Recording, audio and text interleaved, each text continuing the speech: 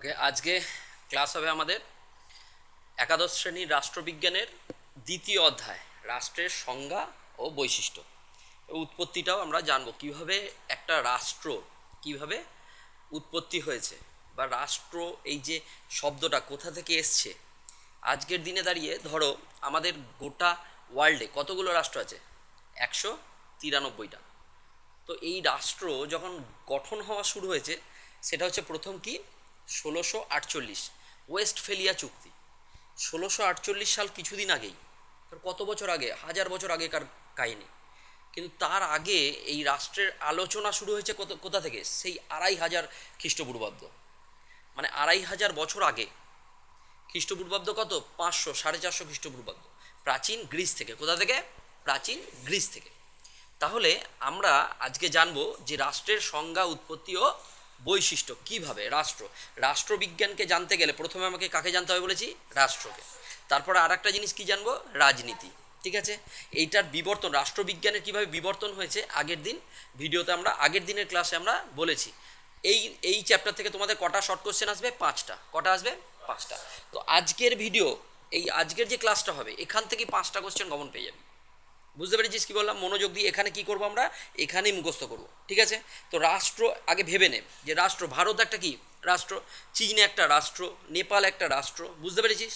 তো রাষ্ট্র কথাটা কোথা থেকে এসছে, এই রাষ্ট্র কোথা থেকে, এর উৎপত্তি, এইগুলো আমরা আস্তে আস্তে আজকের ক্লাসে জানবো। ঠিক আছে, তো বিরাট ইম্পর্টেন্ট। এখান থেকেই এই প্রথম দুটো চ্যাপ্টার একটু মনে হবে যে ঠিক আছে, বুঝতে অসুবিধা হচ্ছে, কিন্তু ভিডিওটা বারবার বারবার বারবার দেখবি, একদম ইজি হয়ে গেছে, এই কোশ্চেনগুলোই আসবে। ঠিক আছে, তাহলে আজকে প্রথমে কি জানবো? রাষ্ট্র বা স্টেট শব্দটি কোথা থেকে এলো। দেখো, রাষ্ট্র বা স্টেট শব্দটি কোথা থেকে এলো। তো আমরা রাষ্ট্রের কথা জানতে গেলে প্রথম কার কথা জেনেছি? প্রাচীন গ্রিস।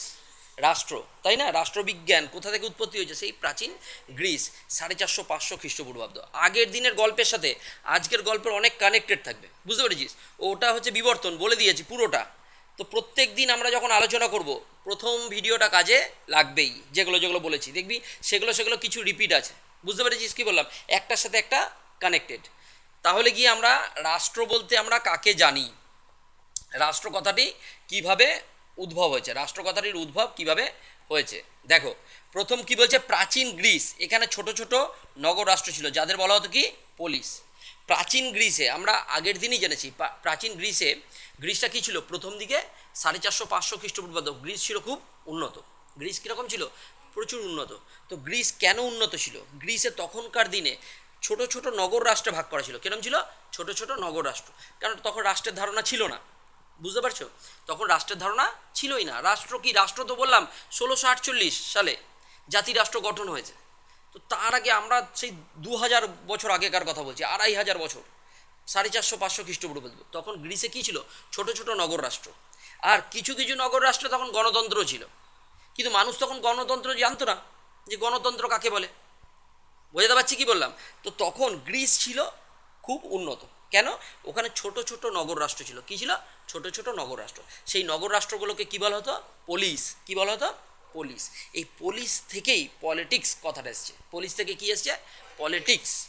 আগেকার দিনে পলিটিক্স বলতে বোঝাতো রাষ্ট্রের উপরে যারা আছে, মানে সরকার, গভর্নমেন্ট, কনস্টিটিউশন, এই সব নিয়ে আলোচনা। এটা হচ্ছে মেনলি কি? পলিটিক্স। বুঝতে পেরেছো কি বললাম? এখন পলিটিক্যাল সায়েন্সে যখন আমরা পুরোপুরি ব্যাখ্যা জানবো, যে ব্যাপক অর্থের মিনিং, সেটা আলাদা। বুঝতে পেরেছো? সেখানে সবাই জড়িয়ে। কিন্তু সংকীর্ণ অর্থে পলিটিক্স বলতে আমরা কি বুঝি? পুলিশ। পুলিশ থেকে পলিটিক্স কথাটা এসছে, পুলিশ থেকে পলিটিক্স কথাটা এসছে। বুঝতে পেরেছো? তাহলে বলছে কি, প্রাচীন গ্রিসে এখানে ছোট ছোট নগর রাষ্ট্র ছিল, যাদের কি বলা হতো? পুলিশ। যাদের কি বলা হতো? পুলিশ। তাহলে এই পুলিশ থেকে কি এসছে? পলিটিক্স কথাটা এসছে। আচ্ছা, প্রায় রোমে রাষ্ট্রকে কি বলা হতো? রাষ্ট্রকে সিভিটাস বলা হতো। কি বলা হতো? সিভিটাস। এটা যেন মাথায় থাকে। রোমে রাষ্ট্রকে কি বলা হতো? সিভিটাস। আর আধুনিক রূপ ল্যাটিন শব্দ স্টেটাস থেকে এসছে। কি এসছে? স্টেটাস। স্টেটাস থেকে কি এসছে? আজকের ইংরেজি স্টেট শব্দটি এসছে। 1513 সালে প্রথম কে? ম্যাকিয়াভেলি তার দ্য প্রিন্স গ্রন্থ সর্বপ্রথম আধুনিক অর্থে স্টেট শব্দটি ব্যবহার করে। আমরা আগের দিনই জেনেছি যে প্রথম রাষ্ট্র কথাটা কে ব্যবহার করে? ম্যাকিয়াভেলি। কোন গ্রন্থে? দ্য প্রিন্স গ্রন্থে। কত সাল? 1513। বুঝতে পেরেছো কি বললাম? কিন্তু স্টেট কোথা থেকে কথাটা এসছে, কোথা থেকে? স্ট্যাটাস। কোথা থেকে কথাটা এসছে? স্ট্যাটাস। মনে থাকবে, স্ট্যাটাস থেকে কোন কথাটা এসছে? স্টেট কথাটা। আগেকার দিনে রাষ্ট্র বলতে কি বলা হতো? স্টেটকে। কিন্তু বর্তমান পরিস্থিতিতে দাঁড়িয়ে স্টেট হয়ে গেছে একটা অঙ্গরাজ্য, তাই না? তো আগেকার দিনে যখন রাষ্ট্রবিজ্ঞান আলোচনা হতো, স্টেট মানে রাষ্ট্র। কিন্তু এখনকার ফেডারেল সিস্টেম মানে আমাদের যুক্তরাষ্ট্রীয় ব্যবস্থা, ভারত কি যুক্তরাষ্ট্রীয় ব্যবস্থা, ফেডারেল সিস্টেমে সেন্ট্রাল আর স্টেট মানে কেন্দ্র আর রাজ্য দুভাগে ক্ষমতাটা বিভক্ত হয়ে আছে। তাই দেখো, কেন্দ্রে কার পাওয়ার? নরেন্দ্র মোদী। আর আমাদের রাজ্যে কার পাওয়ার আছে? মমতা ব্যানার্জি। তাহলে দুজনের মধ্যে কি করা আছে? ক্ষমতাটা ডিভাইড করা আছে। সেই অর্থে দাঁড়িয়ে স্টেট বলতে আমরা অঙ্গরাজ্য বুঝি। কিন্তু আগেকার রাষ্ট্রবিজ্ঞানের আলোচনায় পুরোনো দিনে স্টেট বলতে আমরা কাকে বুঝি? যখন ফেডারেল সিস্টেম ছিল না, তখন স্টেট বলতে কাকে বলতাম? রাষ্ট্রকে। বুঝতে পেরেছো কি বললাম? এই কথাটা কোশ্চেন আসতে পারে। তাহলে গিয়ে কি বললাম, এখানে দেখো তিনটে আছে, তিনটে ইম্পর্টেন্ট। আর নগর রাষ্ট্রকে, প্রাচীন গ্রিসে নগর রাষ্ট্রকে কি বলা হতো? পোলিস। রোমে রাষ্ট্রকে কি বলা হতো? সিভিটাস। আচ্ছা, রাষ্ট্র কথাটি প্রথম কে ব্যবহার করে? কোন গ্রন্থে? দ্য প্রিন্স গ্রন্থে। অসুবিধা আছে? আচ্ছা, স্টেট কথাটা কোন ল্যাটিন শব্দ থেকে এসছে? স্ট্যাটাস। অসুবিধা আছে? রাষ্ট্রের ধারণা কোন দেশ থেকে এসছে? প্রাচীন গ্রিস। অসুবিধা আছে? এর মধ্যে থেকে কোশ্চেন পড়বে। ক্লিয়ার হচ্ছে? পুরো এই চ্যাপ্টারটা দেখো, এখান থেকে মুখস্থ হয়ে যাবে। আচ্ছা, তাহলে কি এটা নিয়ে কোনো প্রবলেম নেই কারুর? এর কীভাবে রাষ্ট্র কথা শব্দটি কোথা থেকে এসছে? অসুবিধা আছে? অসুবিধা নেই। এরপরে বলো যে রাষ্ট্র আসলে তাহলে কি? রাষ্ট্রের বিভিন্ন তাত্ত্বিক বিভিন্ন সংজ্ঞা দিয়েছে। ডেভিড ইস্টনের মধ্যে রাষ্ট্রের কতগুলো সংজ্ঞা আছে জানো? রাষ্ট্রে 145টা। কতগুলো সংজ্ঞা? 145টা টোটাল সংজ্ঞা আছে। 145টা সংজ্ঞা আছে। কে বলেছে? David Easton. তাহলে তার মধ্যে কিছু সংজ্ঞা আমরা দেখব। ঠিক আছে, কি বলেছে? প্রথমে অ্যারিস্টটল, রাষ্ট্রবিজ্ঞানের জনক কাকে বলা হয়? অ্যারিস্টটল। স্বয়ং সম্পূর্ণ জীবনের উদ্দেশ্যে গঠিত পরিবার ও গ্রামের সমষ্টি হলো রাষ্ট্র। দেখো, প্রথমে অ্যারিস্টটলের বক্তব্য কি? অ্যারিস্টটল এসে দেখলো গ্রিসের অবস্থা কি, ছিন্ন বিচ্ছিন্ন অবস্থা, অত্যাচার হচ্ছে চারিদিকে, স্বজন পোষণ চলছে। সেই টাইমে অ্যারিস্টটল কি করলো? অ্যারিস্টটল তার এসে বললো কি, যে একটা রাষ্ট্র চাই। অ্যারিস্টটল কি বলছে? একটা রাষ্ট্র চাই যেখানে মানুষ তার অভাব অভিযোগ সব কিছু কী বলতে পারবে, মানুষ প্রোটেক্টার ফিল করবে। বুঝতে পেরেছো? সেই জন্য কাকে দরকার? একটা সরকার দরকার, একটা রাষ্ট্র দরকার। অ্যারিস্টটল এসে গ্রিসে বলল। তো অ্যারিস্টটল কী বলছে? রাষ্ট্র হচ্ছে সর্বোৎকৃষ্ট প্রতিষ্ঠান। রাষ্ট্র হচ্ছে ব্যক্তির পূর্ববর্তী, সময়ের দিক থেকে নয়। কোথায়? গুরুত্বের দিক থেকে। Man is a political animal, তাই না? মানুষ হচ্ছে রাজনৈতিক জীব।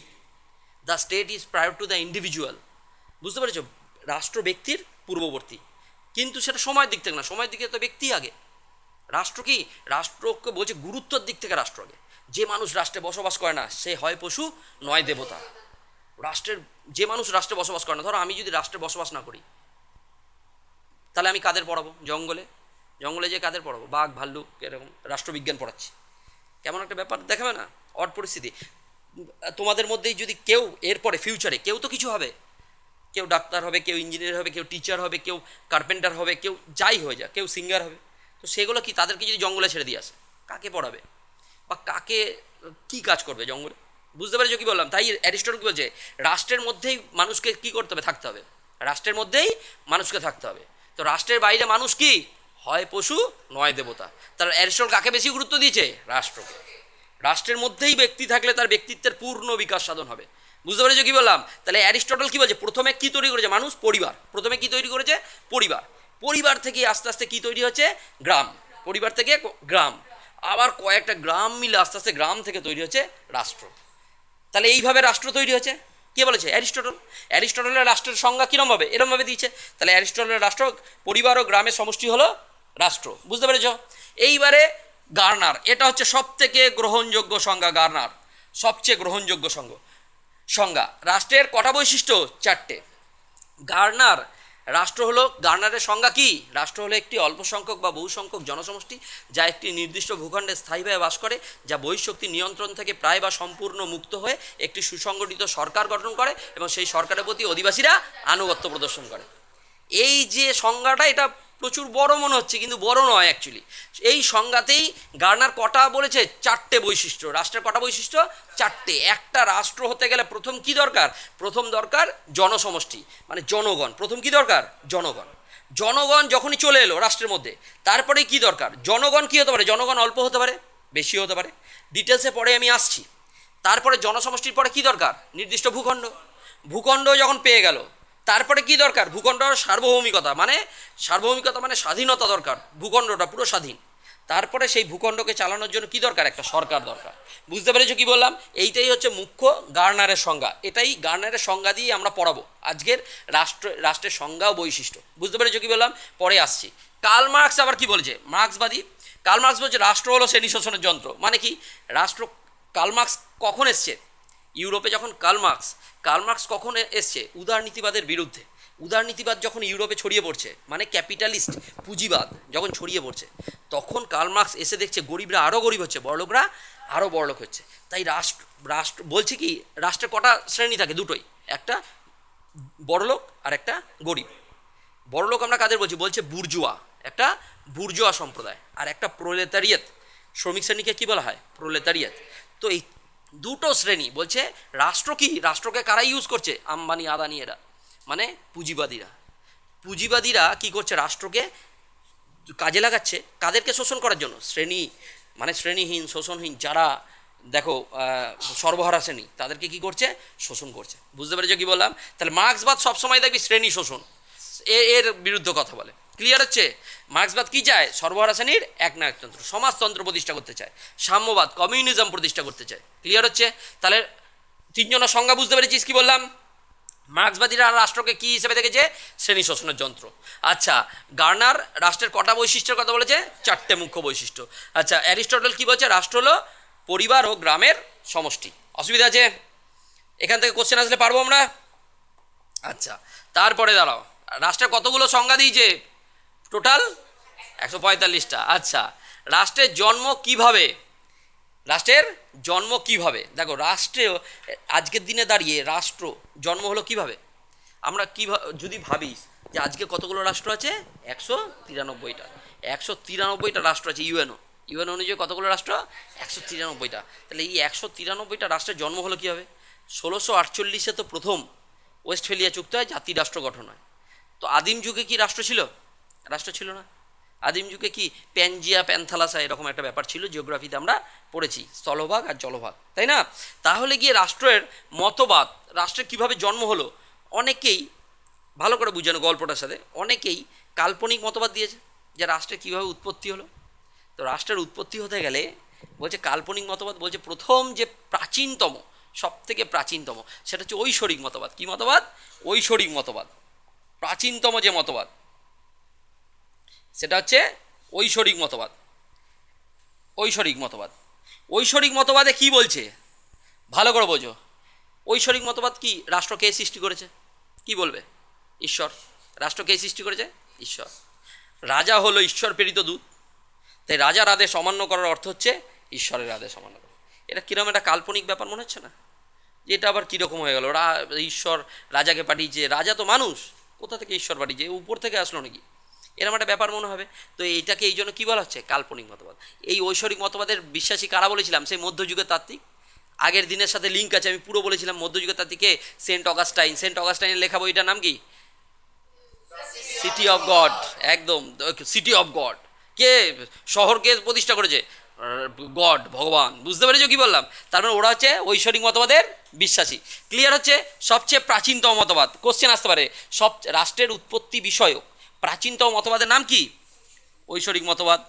ভগবান বা ঈশ্বর রাষ্ট্র সৃষ্টি করেছে, রাজা হলেন ঈশ্বরের প্রতিনিধি, প্রবক্তাকে সেন্ট পল, সেন্ট অগাস্টাইন এরা। ঠিক আছে? অসুবিধা আছে? আচ্ছা, তারপরে বল প্রয়োগ মতবাদ বলছে দেখো, প্রাচীনকালে যখন সবাই থাকতো আদিম যুগে, তখন গুহায় দলবদ্ধভাবে থাকতো। যখনই আস্তে আস্তে বিবর্তনের মধ্য দিয়ে ওদের মধ্যে সম্পত্তির ব্যাপারটা এলো, সম্পদের পরিমাণ বাড়তে শুরু করলো, তখনই মানুষের মধ্যে কি দেখা গেল? হিংসা, বিভেদ, দ্বন্দ্ব, তাই না?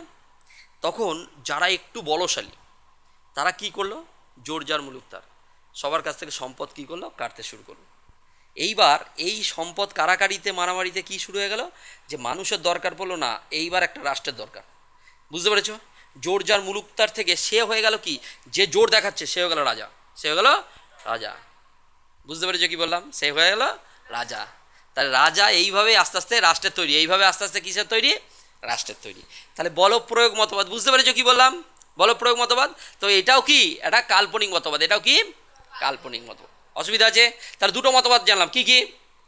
ঐশ্বরিক মতবাদ, বল প্রয়োগ মতবাদ। অসুবিধা আছে? রাষ্ট্র কিভাবে উৎপত্তি হয়েছে, দুটো মতবাদ, এই দুটো মতবাদকে কি বলা হয়? কাল্পনিক। এরপরে একটা গ্রহণযোগ্য যে মতবাদ আছে তার মধ্যে কিছু কিছু জিনিস সিমিলার পাওয়া যায়, সামাজিক চুক্তি বনাম বিবর্তনমূলক। আর দুটো মতবাদ, তাহলে রাষ্ট্রের উৎপত্তি বিষয়ক কটা মতবাদ? চারটে। কি কি? এক হচ্ছে ঐশ্বরিক মতবাদ, সব থেকে প্রাচীন। দুই, বল প্রয়োগ মতবাদ। তিন, সামাজিক চুক্তি মতবাদ। আর চার, বিবর্তনমূলক মতবাদ। কি কি? সামাজিক চুক্তি মতবাদ আর বিবর্তনমূলক মতবাদ। দেখে নি কি কি? সামাজিক চুক্তি মতবাদ, ভালো করে বোঝো কি জিনিস। সামাজিক চুক্তি কথাটার মাধ্যমে কি হয়েছে? সমাজে একটা চুক্তি হয়েছে, তাই না? এরকম শোনা যাচ্ছে। তো সামাজিক চুক্তি মতবাদী বলা হয় Hobbes, Locke, Rousseau. Hobbes, Thomas Hobbes, Hobbes, Locke, John Locke, আর হচ্ছে রুসো, যা জ্যাক রুসো। রুসোর কথা আমরা ইতিহাসে পড়েছি। হবস, লক, রুসো, এই তিনজন তাত্ত্বিককে কি বলা হয়? সামাজিক চুক্তি মতবাদী। কি বলা হয়? সামাজিক চুক্তি মতবাদী। দেখ, এই তিনজনাই বলেছে প্রাচীনকালে, প্রাচীনকালে মানে প্রকৃতির রাজ্যে যখন মানুষ ছিল, প্রকৃতির রাজ্যে যখন মানুষ ছিল তখন কি ছিল না? তখন কোনো হিংসা বিভেদ কিছু ছিল না। ঠিক তাদের মধ্যে যখনই সম্পদের পরিমাণ এলো তখন তাদের মধ্যে কি লাগলো? হিংসা বিভেদ এইসব শুরু হলো। ক্লিয়ার হচ্ছে? ভালো করে বোঝ। ওরা বলছে তখনই মানুষ নিজেদের মধ্যে চুক্তি করে রাষ্ট্র তৈরি করলো, তখনই মানুষ নিজেদের মধ্যে চুক্তি করে একজনকে কি করলো? সার্বভৌম ক্ষমতা দিল। সেখান থেকে কি তৈরি হলো? আস্তে আস্তে রাষ্ট্র। বুঝতে পেরেছিস? এটাই কি মতবাদ? সামাজিক চুক্তি। পরে ডিটেলসে পড়বো। তো সামাজিক চুক্তি মতবাদী কারা? Hobbes, Locke, Rousseau. আচ্ছা, সামাজিক চুক্তি মতবাদী কি বলছে? মানুষ আদিম অবস্থায় কষ্ট থেকে বাঁচতে নিজেদের মধ্যে চুক্তি করে রাষ্ট্র তৈরি করেছে। প্রবক্তাকে হবস, জন লক আর Rousseau. Thomas Hobbes, John Locke আর রুসো। অসুবিধা আছে? তাহলে চুক্তিবাদী তাত্ত্বিক কাদের বলা হয়? তিনজন। কে কে? হবস, লক আর রুসো। হবসকে কি বলা হয়? চরম সার্বভৌমিকতা তত্ত্বের জনক, তাই না? চরম সার্বভৌমিকতা জনক, আইনগত সার্বভৌমিকতার জনক কে? হবস। আচ্ছা, লককে কি বলা হয়? উদারনীতিবাদের জনক। জন লককে কি বলা হয়? আগের দিন পড়েছি, উদারনীতিবাদের জনক। আর রুশোকে কি বলা হয়? সাধারণ ইচ্ছা তত্ত্বের জনক। সাধারণ ইচ্ছা তত্ত্বের জনক। মিল পাওয়া যাচ্ছে? বুঝতে পেরেছিস আগের দিনে আলোচনার মতো? এইবার দেখ, এবার বলছে বিবর্তনমূলক মতবাদ। এই মতবাদটা সব থেকে গ্রহণযোগ্য মতবাদ রাষ্ট্রের উৎপত্তি সংক্রান্ত। বিবর্তন বলছে বিবর্তনের মধ্য দিয়ে ধীরে ধীরে রাষ্ট্রের উৎপত্তি হয়েছে। কি হয়েছে? বিবর্তনের মধ্য দিয়ে আস্তে আস্তে উন্নত হয়েছে। কীরকম? প্রথমে প্রাচীন গ্রিস, দেখ আদিম সমাজ ছিল। প্রথমে কী ছিল? প্রথমে ছিল আদিম সমাজ। দেখ প্রথমে কী ছিল? আদিম সমাজ, যেখানে এই যে আগুন জ্বালিয়ে পশু শিকার করে পাথর দিয়ে আগুন জ্বালাতো, এই সমস্ত আদিম সাম্যবাদী সমাজ। এই আদিম সমাজ, আদিম সমাজে রাষ্ট্রের উৎপত্তি সেরকম ছিল না। তারপরেই নগর রাষ্ট্র তৈরি হলো। তারপরে কী তৈরি হলো? গ্রিসে কী তৈরি হলো? নগর রাষ্ট্র। তারপরে গ্রিসে কী তৈরি হলো? নগর রাষ্ট্র। নগর রাষ্ট্রের পরেই আস্তে আস্তে কী জেনেছি আমরা? মধ্যযুগ। মধ্যযুগ, Saint Augustine, Saint Thomas Aquinas, এইভাবে মধ্যযুগ এলো। পোপ আর রাজার মধ্যে দ্বন্দ্ব দেখেছি। তারপরে আস্তে আস্তে আধুনিক জাতিরাষ্ট্র গঠন হয়। তারপরে আস্তে আস্তে কী হয়েছে? আধুনিক জাতিরাষ্ট্র গঠন হয়েছে। ক্লিয়ার হয়েছে? এইভাবে বিবর্তনের মধ্য দিয়ে কী তৈরি হয়েছে? রাষ্ট্রের উৎপত্তি হয়েছে। তাই এটাই একটু গ্রহণযোগ্য মনে হচ্ছে। তা সব থেকে বৈজ্ঞানিক মতবাদ যদি ধরা হয়, বৈজ্ঞানিক যে মতবাদ রাষ্ট্রের উৎপত্তি সংক্রান্ত, সেটা কি? বিবর্তনমূলক মতবাদ। বুঝতে পারছি? অসুবিধা আছে? ক্লিয়ার হয়েছে? তাহলে বিবর্তনমূলক হচ্ছে সর্বশ্রেষ্ঠ বিজ্ঞানসম্মত। সর্বশ্রেষ্ঠ বিজ্ঞানসম্মত মতবাদ কি? বিবর্তনমূলক। আর সব থেকে প্রাচীনতম মতবাদ কি? ঐশ্বরিক মতবাদ। কোশ্চেন অসুবিধা হচ্ছে? অসুবিধা হবে না। আচ্ছা, রাষ্ট্র একদিনে বা কোনো জাদুতে তৈরি হয়নি। রক্তের সম্পর্ক, ধর্ম, রাজনৈতিক চেতনার বিবর্তনের ফলে ধীরে ধীরে রাষ্ট্রের সৃষ্টি হয়েছে। প্রবক্তাকে বার্জেস আর ম্যাকাইভার। প্রবক্তাকে বার্জেস আর ম্যাকাইভার। বিবর্তনমূলক। ঠিক আছে? অসুবিধা আছে?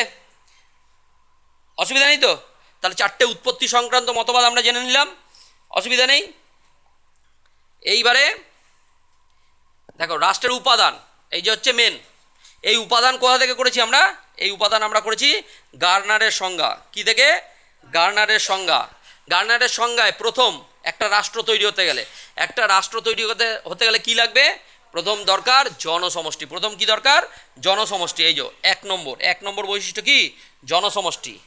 যে রাষ্ট্রের সংজ্ঞা, রাষ্ট্রের সংজ্ঞা সেই রাষ্ট্র হলো একটি অল্প সংখ্যক বা বহু সংখ্যক জনসমষ্টি যা একটি নির্দিষ্ট ভূখণ্ডে স্থায়ীভাবে বাস করে এবং যা বহিঃশক্তি নিয়ন্ত্রণ থেকে প্রায় বা সম্পূর্ণ মুক্ত হয়ে একটি সরকার গঠন করে এবং সেই সরকারের প্রতি অধিবাসীরা আনুগত্য প্রদর্শন করে। তাহলে প্রথমে কি দরকার?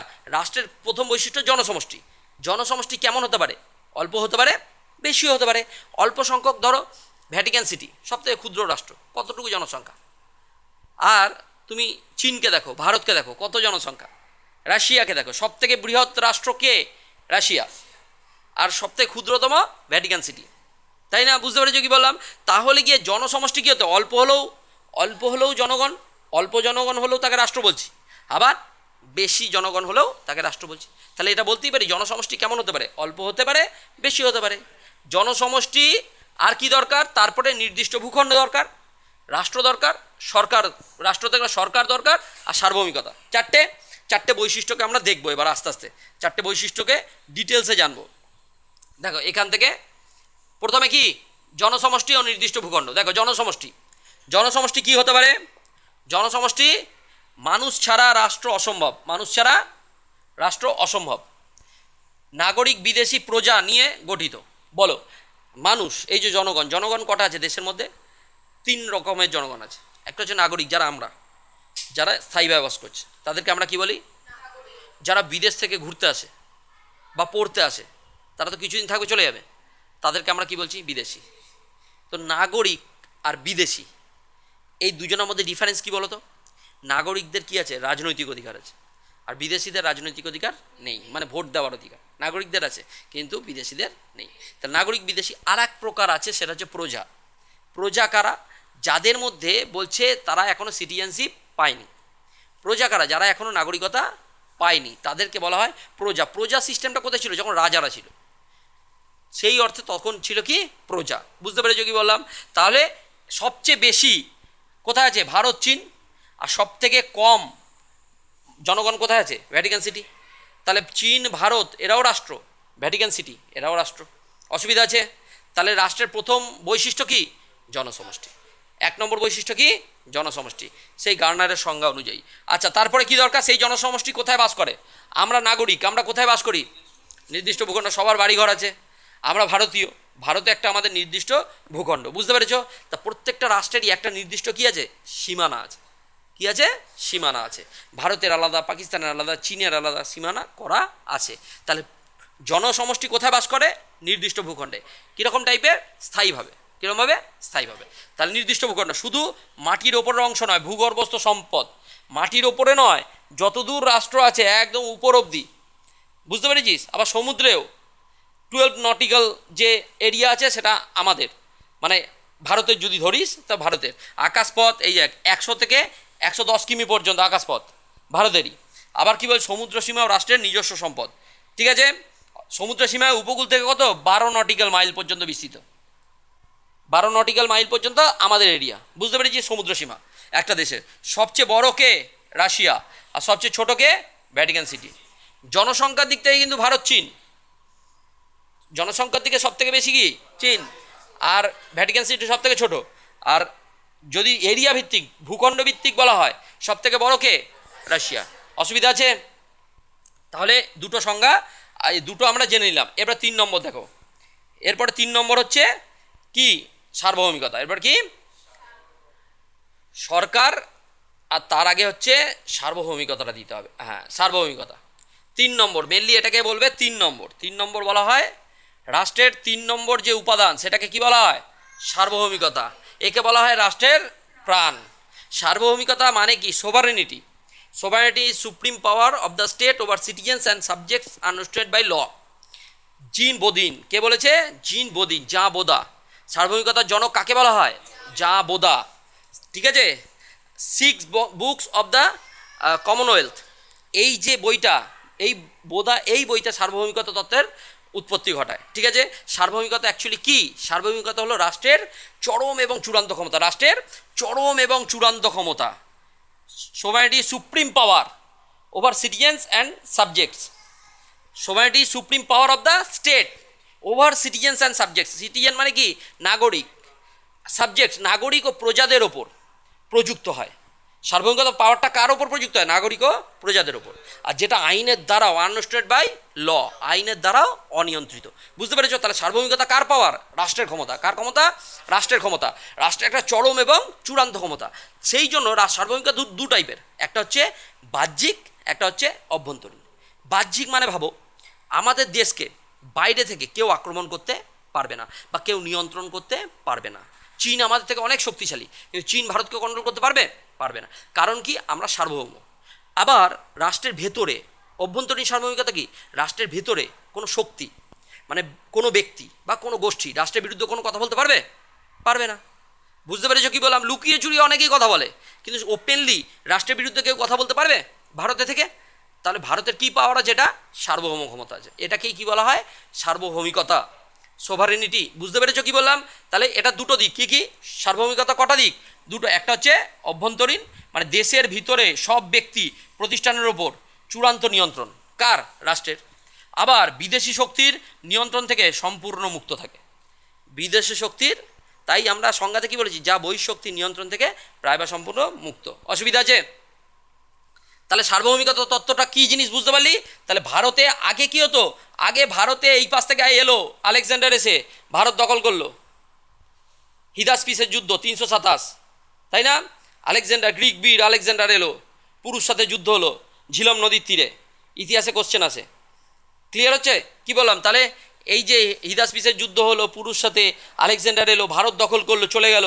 সুলতান মাহমুদ এলো, ভারতকে বহুবার আক্রমণ করলো, লুটে নিয়ে চলে গেল। এই রকম ব্যাপারটা এখন আর সম্ভব নয়। কারণ কি? আগে ভারত সার্বভৌম ছিল না, কিন্তু এখন ভারত কি? সার্বভৌম রাষ্ট্র। এখন কি? সার্বভৌম। তাহলে সার্বভৌমিকতা রাষ্ট্রের একটা কি? চরম এবং চূড়ান্ত ক্ষমতা। তাহলে রাষ্ট্রের একে কী বলা হয়? প্রাণ। সার্বভৌমিকতা না থাকা মানে কি? রাষ্ট্র কী হয়ে গেল? পরাধীন। যখন ব্রিটিশরা আমাদের শাসন করতো 1947 সালের আগে, তখন কি ভারত সার্বভৌম ছিল? ছিল না। বুঝতে পেরেছো কি বললাম? তাহলে সার্বভৌমিকতা কি? রাষ্ট্রের প্রাণ। কোশ্চেন আসবে, সার্বভৌমিকতাকে রাষ্ট্রের কি বলা হয়? প্রাণ। আর সব থেকে এসেন্সিয়াল যে বৈশিষ্ট্য রাষ্ট্রের, সেটা কি? সার্বভৌমিকতা। আগে প্রাণ থাকবে, তারপর তো আমরা বেঁচে থাকবো। বুঝতে পেরেছো কথাটা কি বললাম? ক্লিয়ার আছে? তাহলে এটা 3 নম্বর বৈশিষ্ট্য, মনে থাকবে। তাহলে তাহলে রাষ্ট্রের প্রাণ কাকে বলে? রাষ্ট্রের প্রাণ কাকে বলে? সার্বভৌমিকতা। রাষ্ট্রের প্রাণ বলা হয় সার্বভৌমিকতা। ঠিক আছে? অসুবিধা আছে? সার্বভৌমিকতা নিয়ে কোনো প্রবলেম আছে?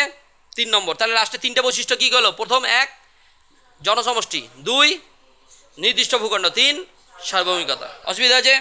তারপরে এবার আমরা আসবো 4 নম্বর বৈশিষ্ট্য। এবার আমরা কি? 4 নম্বর বৈশিষ্ট্য হচ্ছে সার্বভৌমিকতা হয়ে গেল। এবারে তো আমাদের ছেড়ে দিলে আমরা কি করব? জনগণ তো নিজেদের মধ্যে মারামারি করে মরবে। তাহলে গিয়ে কি দরকার? সেই জন্য জনগণকে পরিচালনা করার জন্য রাষ্ট্র যদি একটা দেহ হয়, তাহলে গিয়ে রাষ্ট্র যদি একটা দেহ হয়, তাহলে মানুষ, এই সরকার, সরকার কি? সরকার হচ্ছে মস্তিষ্ক। রাষ্ট্র যদি একটা দেহ হয় পূর্ণাঙ্গ, তাহলে সরকার হচ্ছে কি? মস্তিষ্ক। তা রাষ্ট্রের মস্তিষ্ক কাকে বলা হয়? সরকারকে। অসুবিধা আছে? তো রাষ্ট্রকে কে পরিচালনা করে? সরকার। আমাদের বডিকে কে পরিচালনা করে? মস্তিষ্ক। অসুবিধা আছে? ক্লিয়ার হচ্ছে? তা রাষ্ট্র কি?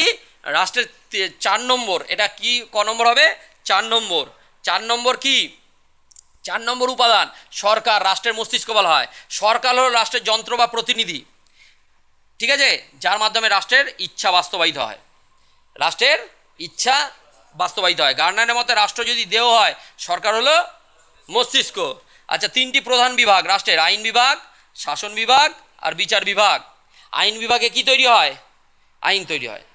শাসন বিভাগ, এক্সিকিউটিভ কি করে? আমাদের শাসন করে, এই নরেন্দ্র মোদী সরকার, মমতা ব্যানার্জি সরকার। আর লাস্ট হচ্ছে বিচার বিভাগ, জুডিশিয়ারি। ওখানে কি হয়? ন্যায় বিচার পাই আমরা, জাস্টিস পাই। বুঝতে পেরেছো কি বললাম? তাহলে 3টে সরকারের মূল 3টে বিভাগ কি কি? শাসন বিভাগ, আইন বিভাগ আর বিচার বিভাগ। এর মাধ্যমেই কি করা হয়? রাষ্ট্রকে পরিচালনা করা হয়। ক্লিয়ার হচ্ছে? অসুবিধা আছে? তাহলে রাষ্ট্রের মস্তিষ্ক কাকে বলা হয়? সরকারকে। রাষ্ট্রের মস্তিষ্ক কাকে বলা হয়? সরকারকে। রাষ্ট্রস্থায়ী, সরকার কি? পরিবর্তনশীল। যেমন 5 বছর পর নির্বাচন হয়। এবছর কি তাহলে পরিবর্তন দেখবো আমরা? এই ভিডিও তো বলা যাবে না, ঠিক আছে? এই সব বলে এরকম কথা ভিডিও তো বলা যাবে না। তাহলে রাষ্ট্রে কি কি? শাসন বিভাগ, বিচার বিভাগ আর আইন বিভাগ, এই 3টে হচ্ছে মেন। অসুবিধা আছে? পারবো আমরা? তাহলে দেখা যাক ভোটে কি হয়, তাই তো? আচ্ছা, তাহলে 4টে বৈশিষ্ট্য হয়ে গেল রাষ্ট্রের। 4টে বৈশিষ্ট্য ক্লিয়ার? বলো 4টে বৈশিষ্ট্য কি কি? 1 জনসমষ্টি, 2 ভূখণ্ড, 3 সার্বভৌমিকতা, 4 সরকার। এইগুলো হচ্ছে কি? মুখ্য বৈশিষ্ট্য। আর এছাড়াও গৌণ বৈশিষ্ট্য কিছু আছে রাষ্ট্রের, কিছু গৌণ বৈশিষ্ট্য আছে। গৌণ বৈশিষ্ট্যগুলো যে রাষ্ট্রের কি দরকার? স্থায়িত্ব দরকার। কি দরকার? স্থায়িত্ব। রাষ্ট্রের হচ্ছে স্থায়িত্ব দরকার। প্রত্যেকটা রাষ্ট্রেরই কি দরকার? স্থায়িত্ব। জাতীয়তাবাদ, প্রত্যেকটা রাষ্ট্রের দরকার, বুঝতে পেরেছো? এইগুলোকে কী বলা হয়? গৌণ বৈশিষ্ট্য। আচ্ছা, তাহলে আমরা আসি এবার রাষ্ট্র আর অন্যান্য সামাজিক প্রতিষ্ঠান। পার্থক্য আছে রাষ্ট্র আর অন্যান্য সামাজিক প্রতিষ্ঠানের মধ্যে, ডিফারেন্স কী? রাষ্ট্রের মধ্যে কী এমন আছে যেটা ক্লাব বা সংগঠনের মধ্যে নেই বা অন্যান্য সামাজিক প্রতিষ্ঠানের মধ্যে নেই? দেখি সেটা দেখ, বৈশিষ্ট্য দেখ। প্রথম কি বলছে? সার্বভৌম ক্ষমতা। সার্বভৌম ক্ষমতা কার আছে? রাষ্ট্রের আছে চূড়ান্ত। আচ্ছা, সংঘ বা ক্লাবের আছে? নেই। শুধু কথা জেনে রাখ, এইটাই নেই কারুর কাছে। বাকি সব কিছু সবার কাছে থাকলেও এই জিনিসটা সার্বভৌমিকতা অন্যান্য কারুর কাছে নেই। ক্লিয়ার? এইটাই তোদের পরীক্ষার সময় আনসার দিবি। এবার আসছি, সদস্যপদ বাধ্যতামূলক, নাগরিকত্ব আমাদের থাকতেই হবে। ওই জন্য নাইলে এই SIR হচ্ছে সব বাদ। বুঝতে পেরেছিস কী বললাম? আচ্ছা, ঐচ্ছিক, ইচ্ছা হলে ছাড়তে পারি ক্লাব থেকে, আমরা ইচ্ছা হলে ছেড়ে দিলাম। আচ্ছা, উদ্দেশ্য কি? বহুমুখী। আর ক্লাবের কি? নির্দিষ্ট, শুধু ওইটুকু এরিয়ার মধ্যে। শাস্তিদান কি? চরম শাস্তি, মৃত্যুদণ্ড হতে পারে। কোনো খারাপ কাজ করলে রাষ্ট্র কী দিতে পারে? ক্লাব দিতে পারবে। তাহলে অন্যান্য প্রতিষ্ঠানের সাথে পার্থক্য বুঝতে পারলি? তাহলে রাষ্ট্রের কি আছে? মেন হচ্ছে কিন্তু সার্বভৌমিকতা, যেটা অন্যান্য প্রতিষ্ঠানের নেই। এইভাবে পার্থক্য করতে পারবি? পারবো। আচ্ছা, তাহলে গিয়ে দ্বিতীয় দেখি আরেকটা কোশ্চেন আসতে পারে, যেটা ভেরি ভেরি ইম্পর্টেন্ট। পশ্চিমবঙ্গ কি একটি রাষ্ট্র? তোরা তো বলে দিবি হ্যাঁ রাষ্ট্র নয়, কিন্তু কেন? জনসমষ্টি আছে, নির্দিষ্ট ভূখণ্ড আছে ওয়েস্ট বেঙ্গলের, সরকার মমতা ব্যানার্জি সরকার আছে, তাহলে রাষ্ট্র কেন বলবো না? হ্যাঁ, সার্বভৌমিকতা নেই, মানে চূড়ান্ত ক্ষমতা নেই। একে কে কন্ট্রোল করে? সেন্ট্রাল, আমাদের কেন্দ্র কন্ট্রোল করে। ওয়েস্ট বেঙ্গল কোনো বিদেশের সাথে চুক্তি করতে পারবে? পারবে না। তাহলে কে কন্ট্রোল করে? রাষ্ট্র, কেন্দ্র। তাহলে সেই জন্য এ সার্বভৌম ক্ষমতা নেই। তাহলে পশ্চিমবঙ্গ কি একটা রাষ্ট্র? না। কেন নয়? সার্বভৌমিকতা ক্ষমতা নেই। জনসমষ্টি আছে, জনসমষ্টি কি আছে? আছে। আচ্ছা, নির্দিষ্ট ভূখণ্ড আছে, সরকার আছে, সার্বভৌমিকতা নেই। তাহলে এই জন্য এই সার্বভৌমিকতা নেই বলেই একে কি বলা হয়? রাষ্ট্র নয়। পশ্চিমবঙ্গ বা ত্রিপুরা একটা রাষ্ট্র নয়। বুঝতে পারলাম? অসুবিধা আছে? পশ্চিমবঙ্গের ওপর ভারতের কেন্দ্রীয় সরকারের নিয়ন্ত্রণ আছে। এটি বিদেশি শক্তির সাথে স্বাধীনভাবে চুক্তি বা যুদ্ধ করতে পারে না, তাই এটি রাষ্ট্র নয়, এটি একটি প্রদেশ বা অঙ্গরাজ্য।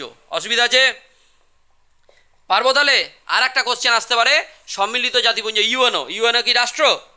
সোজা কথা বলে দেবো, কি না, কি নেই? ইউএনওর সার্বভৌমিকতা নেই। তাহলে কোশ্চেনটা সহজ হলো। যদি জিজ্ঞাসা করে কোনো একটা জিনিস দিয়ে বলে একে কি আমরা রাষ্ট্র বলবো, তাহলে তোমরা কি বলবে? না, এর কি নেই? সার্বভৌমিকতা নেই। এক কথায় ওটা কমন ফ্যাক্টর। বুঝতে পেরেছো কি বললাম? সার্বভৌমিকতা রাষ্ট্রের এবং রাষ্ট্রের চরম এবং চূড়ান্ত ক্ষমতা। অসুবিধা আছে? এই ইউএনওর নিজস্ব, এ দেখো বলেছে ইউএনওর নিজস্ব কোনো নির্দিষ্ট ভূখণ্ড, এর আবার নির্দিষ্ট ভূখণ্ড নেই। সদর দপ্তর আমেরিকায়, ওই ম্যানহাটন দ্বীপে আছে। ইউএনও নিউ ইয়র্কে সদর দপ্তর। ইউএনওর সদর দপ্তর কোথায়? নিউ ইয়র্কে, ম্যানহাটন দ্বীপে। বুঝতে পেরেছো? আগের দিন, এবারে এইচএসে আমরা এটা পড়াবো। ইউএনও আমি টোটাল পড়িয়ে দিয়েছি ইউএনও আগের দিন। আচ্ছা, এর নিজস্ব কোনো নাগরিক দেহ, এই নাগরিক নেই, এর নিজস্ব কোনো নাগরিক নেই। সবাই যায়। ইউএনও সদস্য রাষ্ট্র কতগুলো? 193টা, সব দেশ থেকে যায়। বুঝতে পেরেছো? নেই। আচ্ছা, সবচেয়ে বড় কথা, ইউএনওর কোনো নিজস্ব সার্বভৌমিকতা বা চূড়ান্ত বল প্রয়োগের ক্ষমতা নেই। এটি রাষ্ট্র নয়, এটি একটি আন্তর্জাতিক স্বেচ্ছামূলক প্রতিষ্ঠান বা সংঘ। অসুবিধা আছে? পেরে যাব? তাহলে রাষ্ট্র এটাই। এবার পরীক্ষা প্রস্তুতির জন্য কোশ্চেনগুলো দেখো। পলিটিক্যাল সায়েন্স বা রাষ্ট্রবিজ্ঞানের জনক কাকে বলা হয়? অ্যারিস্টটল। পারবো আমরা। রাষ্ট্রবিজ্ঞানের জনক বলা হয় অ্যারিস্টটল। রাষ্ট্রবিজ্ঞানের জনক বলা হয় কাকে? অ্যারিস্টটলকে। আচ্ছা, আধুনিক অর্থে স্টেট শব্দটি প্রথম কে ব্যবহার করে? কোন গ্রন্থে? কত সাল? Very good. আমি রাষ্ট্র কে বলেছে? চতুর্দশ লুই। আমি রাষ্ট্র, আমি রাষ্ট্র। ঠিক আছে, ইতিহাসে পড়েছো ক্লাস 9-এ, তাই না? চতুর্দশ লুই। আচ্ছা, তারপরে রাষ্ট্র হলো পৃথিবীতে ভগবানের পদক্ষেপ, মানে এটা বলেছে হেগেল। মর্তভূমিতে ঈশ্বরের পদচারণা, রাষ্ট্র হলো মর্তভূমিতে ঈশ্বরের পদচারণা। তাহলে এটা কে বলেছে? হেগেল, ভাববাদী তাত্ত্বিক। লেভিয়াথান গ্রন্থের রচয়িতা কে? Thomas Hobbes. লেভিয়াথান গ্রন্থের রচয়িতা টমাস হবস। এগুলো আমরা আগের দিন টুকটাক জেনেছি। অসুবিধা আছে? কোশ্চেন তোরা পারবি সব। রাষ্ট্রের সবচেয়ে গুরুত্বপূর্ণ অপরিহার্য উপাদান কোনটি? কাকে রাষ্ট্রের মস্তিষ্ক বলা হয়? পৃথিবীর সবচেয়ে ক্ষুদ্র আয়তনের রাষ্ট্র কোনটি? রাষ্ট্রের উৎপত্তি সম্পর্কে সবচেয়ে গ্রহণযোগ্য বৈজ্ঞানিক মতবাদ? বিবর্তনমূলক মতবাদ। অসুবিধা আছে? বুঝতে পারছিস? কটা মতবাদ আছে রাষ্ট্রের? চারটে। কি কি? এক, ঐশ্বরিক মতবাদ। দুই, তিন, সামাজিক চুক্তি মতবাদ। চার, বিবর্তনমূলক মতবাদ। অসুবিধা আছে? সব থেকে বৈজ্ঞানিক মতবাদ কি? বিবর্তনমূলক। আর সব থেকে প্রাচীনতম মতবাদ ঐশ্বরিক মতবাদ। এই যে ঠিক আছে, রাষ্ট্রের উৎপত্তি সম্পর্কে সবচেয়ে গ্রহণযোগ্য বিবর্তনমূলক। 1947 সালের 15ই আগস্ট পূর্ব ভারতে কি ছিল? ব্রিটিশ উপনিবেশ, রাষ্ট্র নয়। অসুবিধা আছে? এবার হচ্ছে থ্যাংক ইউ, আজকের ক্লাস এখানেই শেষ। রাষ্ট্রের উৎপত্তি নিয়ে কোনো অসুবিধা আছে? রাষ্ট্র কথাটা করতে গেলে অসুবিধা আছে? রাষ্ট্র কোথা থেকে এলো? স্টেট কথাটি প্রথম, স্টেট আমাদের প্রথম নগর রাষ্ট্র, আর স্টেট কথাটি স্ট্যাটাস থেকে। কিন্তু আগে সব থেকে প্রাচীনতম নগর রাষ্ট্র কাদের বলা তো? পোলিস। প্রাচীন গ্রিসে নগর রাষ্ট্রকে কী বলা তো? পোলিস। তারপরে আস্তে আস্তে গার্নার সংজ্ঞা দিয়েছে, তাই না?